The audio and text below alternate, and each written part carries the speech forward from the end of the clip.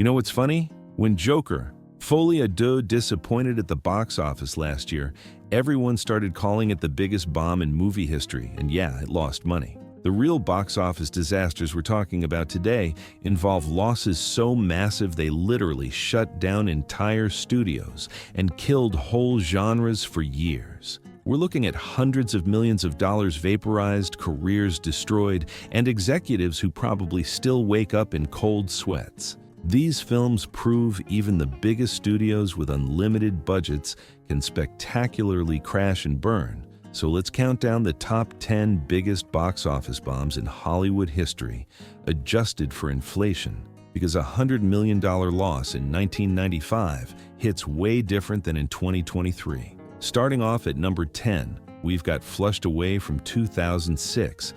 And this one might surprise you, because it's actually a pretty decent movie. The animation's great, the voice cast is solid with Hugh Jackman and Kate Winslet, and it's genuinely funny in parts, but none of that mattered.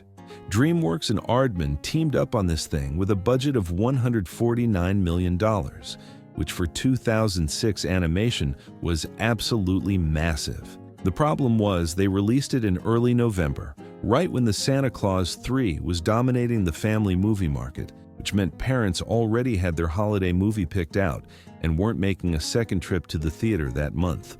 Marketing costs ballooned because they were fighting for attention in an incredibly crowded market. And by the time everything was tallied up, the losses were significant enough that DreamWorks and Aardman ended their partnership completely. This movie was such a financial disaster that two major animation studios looked at each other and said they were never doing this again. Moving to number 9, let's talk about Titan A.E. from the year 2000, which was Fox Animation's big swing at creating an epic science fiction animated film for adults. Matt Damon voices the lead, the animation mixes traditional with CGI, and the story's actually pretty ambitious. The production was an absolute nightmare though, with the budget climbing constantly as money got wasted on sequences that ended up on the cutting room floor, and there were constant creative disagreements about what the movie was even supposed to be. When it finally limped into theaters, it opened to just $9 million. And for a movie that cost over $75 million to make, that opening weekend was basically a death sentence. Fox Animation Studios closed its doors shortly after, and we're talking about an entire animation studio wiped out because of one film. Dozens of animators, writers, and artists suddenly needed to find new jobs because executives bet everything on a space adventure that audiences just didn't care about. At number 8, we've got Strange World from 2022. And this is where Disney starts showing up on this list repeatedly, with this one losing approximately $197 million and making it one of the biggest animated disasters in recent memory. There was almost no buzz around this movie from the start, and Disney released a few trailers that got basically crickets in response. Part of the issue was sci-fi fatigue, since audiences had seen a million adventure stories with fantastical creatures and mysterious worlds.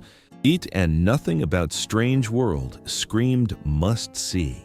The bigger problem was timing, because by 2022, people's theater habits had fundamentally changed, and families knew that if they just waited a few weeks, this would be streaming on Disney Plus anyway. Why spend $80 taking the family to the theater when you can watch it at home for free next month? And on top of that, the movie got banned in over 15 countries due to a same-sex romance subplot, which cut off major international markets. When you combine weak domestic interest with losing China, Saudi Arabia, and a bunch of other territories, you're basically throwing away hundreds of millions in potential revenue before the movie even opens. Number 7 takes us back to 2003 with Sinbad, Legend of the Seven Seas from DreamWorks, which reportedly lost around $214 million and marked the end of an era.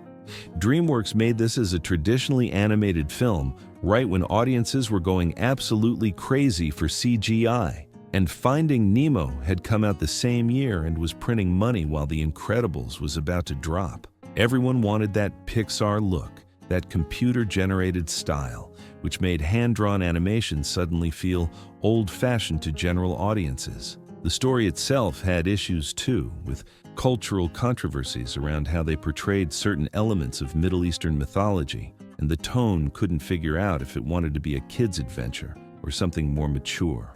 Brad Pitt and Catherine Zeta-Jones did the voices, but star power couldn't save it, and after Sinbad bombed, DreamWorks made a decision that still echoes today by completely abandoning traditional animation. All those artists who'd spent their careers perfecting hand-drawn techniques suddenly found their skills weren't needed anymore, as DreamWorks went all in on CGI and never looked back. Number 6 is legendary for all the wrong reasons, and we're talking about Cutthroat Island from 1995, which didn't just fail, but obliterated an entire studio and killed pirate movies for over a decade. The budget spiraled completely out of control during production, starting as one number and climbing higher and higher as they dealt with problems on set. When I say problems, I mean everything that could go wrong did go wrong, from constant script rewrites to creative battles to weather delays. When it came time to release the movie, Coralco Pictures had basically run out of money, which meant there was almost no marketing, and the few people who knew the movie existed had heard it was a disaster before it even hit theaters. Opening weekend brought in just a few $1 million against a budget that had ballooned to massive proportions, and Coralco Pictures went bankrupt and completely collapsed. Hollywood looked at Cutthroat Island and decided pirate movies were box office poison, and it took until Pirates of the Caribbean in 2003, 8 years later, before anyone was willing to touch the genre again. One movie was so catastrophically bad, it killed an entire category of films. Number 5 brings us to Mortal Engines from 2018, and Peter Jackson produced this thing.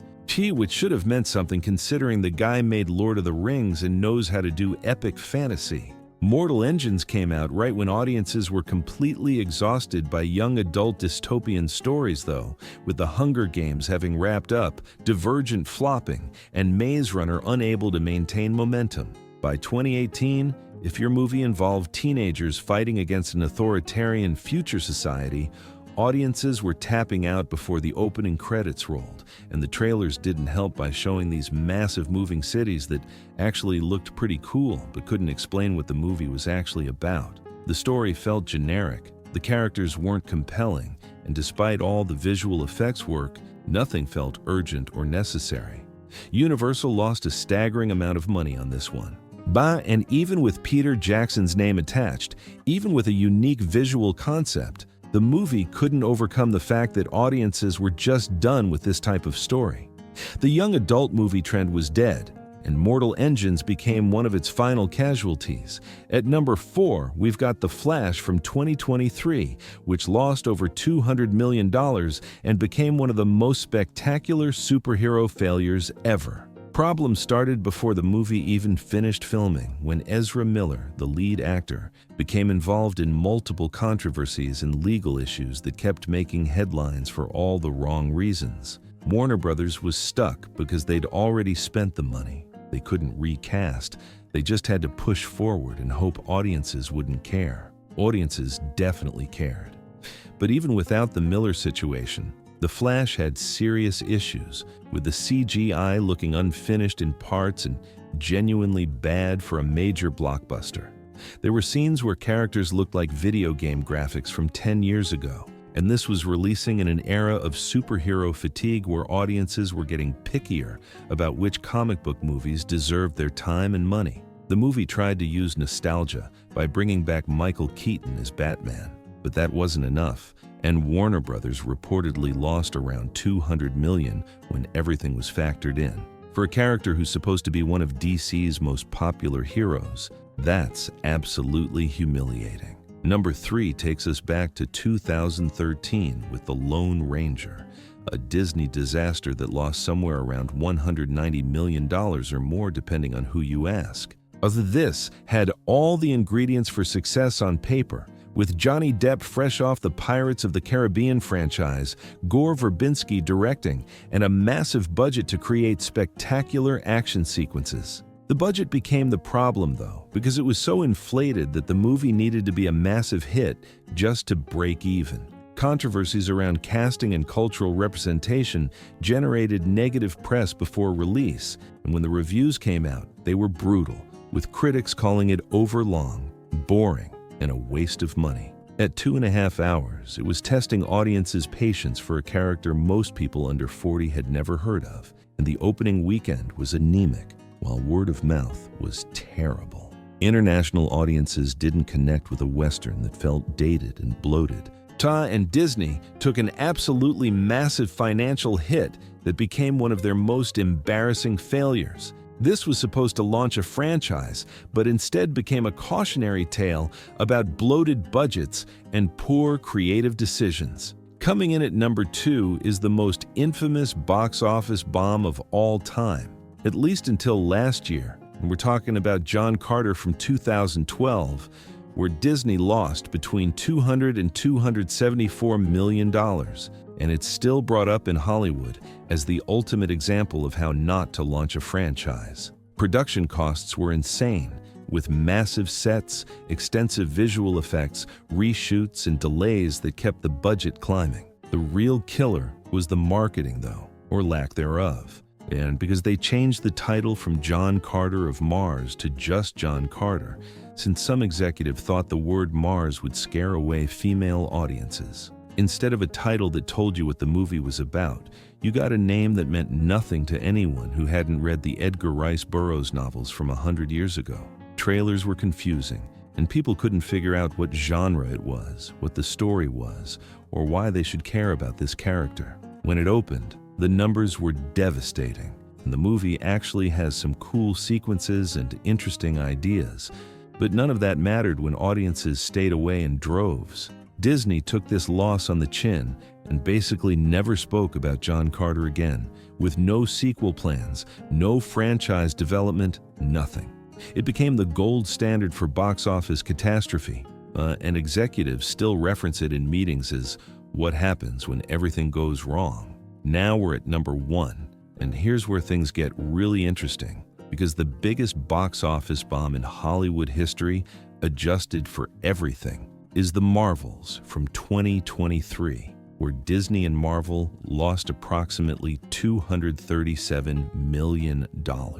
Let that sink in for a second, because the Marvel Cinematic Universe, the franchise that basically printed money for over a decade, produced the single biggest financial disaster in movie history. Problems were everywhere, starting with audiences being expected to have watched multiple Disney Plus shows to understand the plot, including WandaVision, Ms. Marvel, and Secret Invasion. And if you hadn't kept up with homework assignments on streaming, you were lost, as that immediately cut out casual viewers who just wanted to watch a fun superhero movie. Superhero fatigue was real by 2023, with Marvel having released multiple movies and shows per year and people being exhausted, and the magic was gone because every movie felt like it was setting up 5 other movies instead of telling its own complete story. Marketing couldn't generate excitement, the trailers looked generic, the villain wasn't compelling, and the stakes felt low despite the cosmic-level threats. The movie relied on characters that general audiences didn't have strong connections to, with Captain Marvel being divisive from her first film, Ms. Marvel's show having low viewership, and Monica Rambeau barely appearing in WandaVision. Opening weekend was catastrophic for an MCU film. The movie dropped off a cliff in its second week, and international markets were soft. When you added up the production costs, marketing, and distribution, then looked at the actual box office return, the losses were staggering.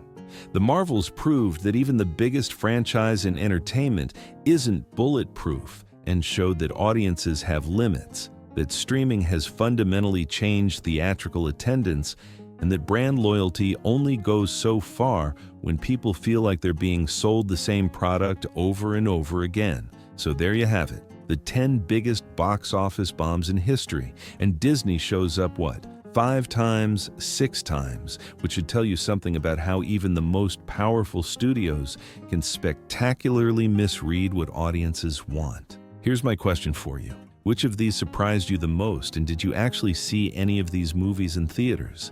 Let me know in the comments, and if you want more deep dives into Hollywood's biggest failures and successes, hit that subscribe button because we've got plenty more stories about the business side of entertainment that never makes it into the press releases.